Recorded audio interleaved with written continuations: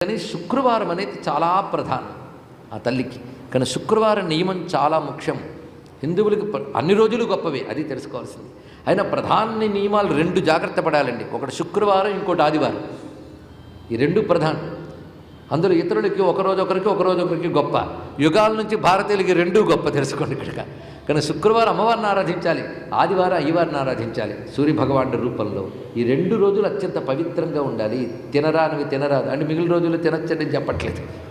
ఆ రోజుల్లో ఆహార నియమం పాటించాలి.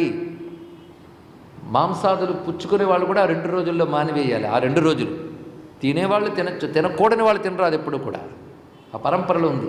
కనుక ఎవరికైతే పరంపరలో కుటుంబంలో ఉన్నదో వాళ్ళు తిన్నంత మాత్రాన పాపమేం లేదండి. అయితే పరంపరలో కూడదని ఎవరికైతే ఉందో వారు తింటే మాత్రం పాపం ఉంటుంది, ఇది గమనించాలి ఇక్కడ. అయితే ఆ తినేవారు కానీ వదిలేస్తే మాత్రం యజ్ఞంతో సమానం. వదిలేయడం